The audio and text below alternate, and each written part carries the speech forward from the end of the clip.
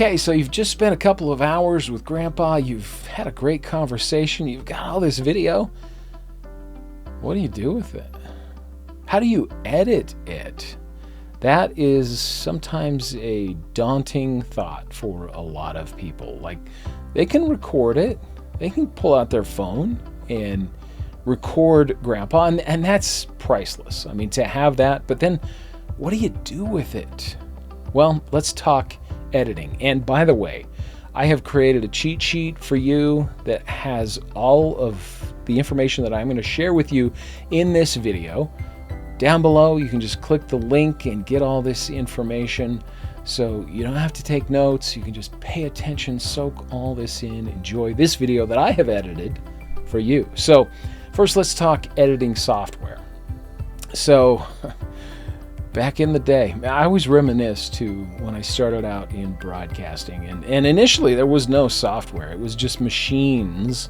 It was tape-to-tape machine editing, and then there was software, and that was the coolest thing ever. But it was super, super expensive. Well, now when you buy a computer, it comes with editing software. So if you have a Mac, then you probably got it's iMovie. Yeah, that's the software that comes, editing software that comes with a Mac. And then if you have Windows, it is Video Editor for Windows. And it's great editing software. I mean, it does things we could have never imagined back in the day in broadcasting. And it's probably all that you need. But if you want more robust editing software, something more professional, like we use in the professional world, I use Adobe Premiere Pro. Challenge with that is you have to pay for it. And it can be fairly pricey. You may not want to do that.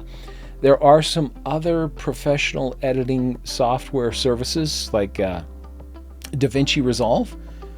They provide their software for free. The challenge is it has a pretty steep learning curve. So just bear that in mind, but you can do some great things with the editing. Now, that's another question. What do you edit? What gets edited in this conversation with Grandpa? What do you edit out? What do you edit in? Well, the idea is to have your loved one tell their story.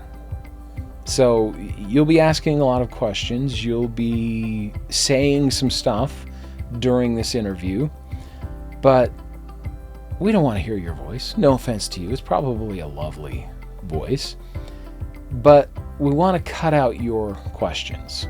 So those are the times when we want to cut things out. And then other things that we want to cut out are when Grandpa goes off topic. And this happens sometimes with grandpas or grandmas or great aunts or uncles.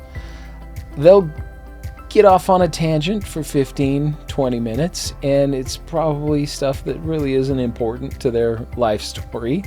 But they'll talk about the price of tomatoes or whatever, who knows, and you can edit that stuff out. You can edit out pauses, you can edit out interruptions. Hopefully you don't have a lot of interruptions during the interview, but those are the sort of things that get edited out.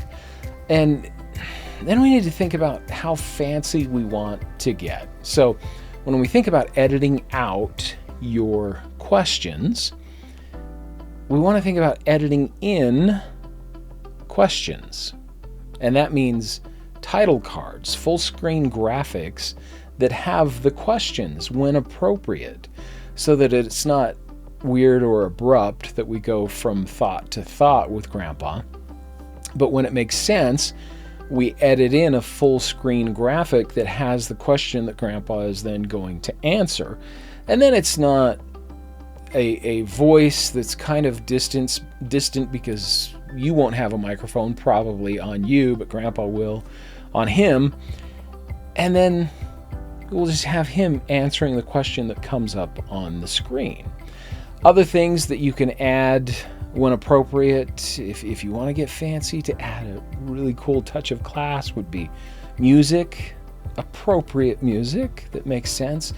You can add photos. Photos are great to add.